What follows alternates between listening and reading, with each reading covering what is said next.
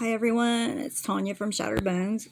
I was just going to touch base with everybody before I get ready to get a shower and go see my doctor. I thought about taking a shower first, getting my makeup and hair done, and looking a lot better than I do now.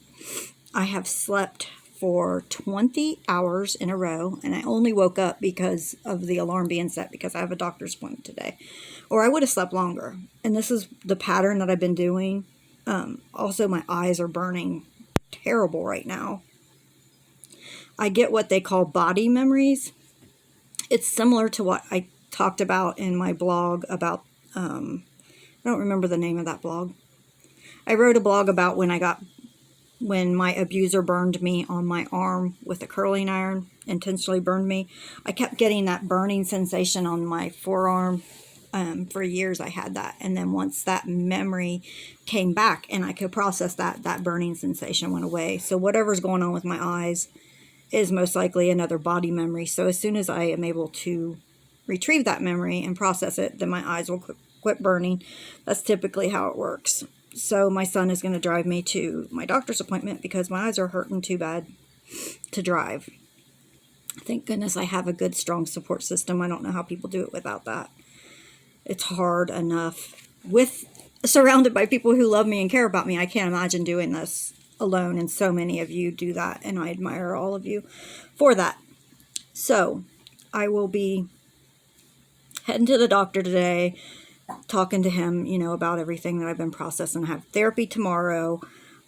What I typically do here lately I just stay awake all the time. I cannot sleep. Insomnia is very common with those of us with PTSD, complex PTSD from early childhood trauma. It's incredibly normal to have insomnia.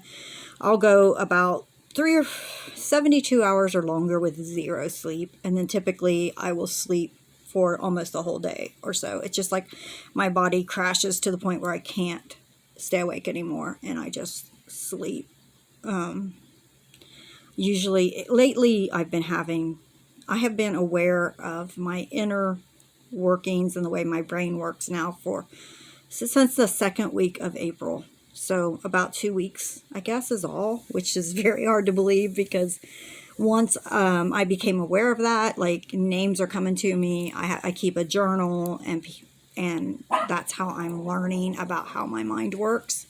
I'm broke out in all kinds of hives, and this is the way anxiety physically appears. I'll break out all over my neck and my chest. When my family was taking me to court, my toxic family was taking me to court for the property, I broke out into hives that swelled up like blisters all over my face. My lawyer saw that, and he was just appalled. He was just like, wow, I can't believe these people. And he saw how unreasonable my family was and how bad they treated me. And yeah, it was bad. I have pictures of all of that, and eventually someday I'll probably put that all together in a blog. I also have all of the messages that they sent me, because the toxic people are very covert. They hide their toxicity. They act like they're this loving, wonderful group of people when in reality they're sending you nasty messages in private. So I have kept all of those. I've also kept all of the bad things that they are saying publicly about me,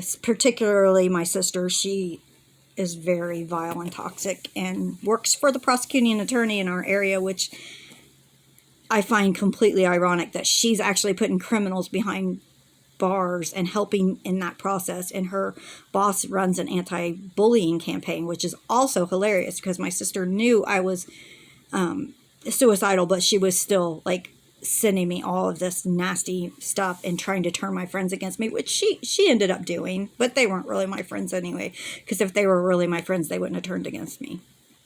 So, I'm starting over. I have lots of wonderful people in my life now, especially since I have Shattered Bones in the tribe, so I don't need anybody else. I have my husband, I have my son, I have 3 sons, but I've actually been able to reconnect with one of the 2 that wasn't speaking to me, which is wonderful. He talks to me all the time now, so that helps tremendously. Now, if my toxic family realizes he's talking to me, they will give him crap because they want to use my adult children to hurt me. That's what these people do. They're vile. They stoop to the lowest level.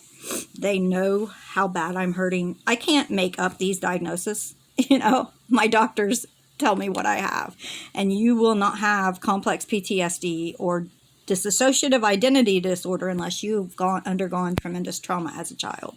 This has to happen to you when you're very young, and it has to be life-threatening to make your mind split like this. But I remember being in grade school, and my teachers, I went to a private school, and I remember my first grade teacher had this great big like class ring, and she would hit me on the top of the head as hard as she could with her class ring because she said that I wasn't paying attention, which now I know I was disassociating.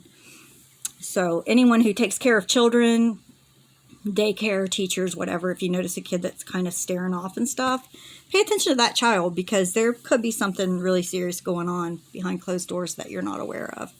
Typically, child's behavior, any kind of bad behavior, is an indication that there's something really bad happening to them that they have no control over.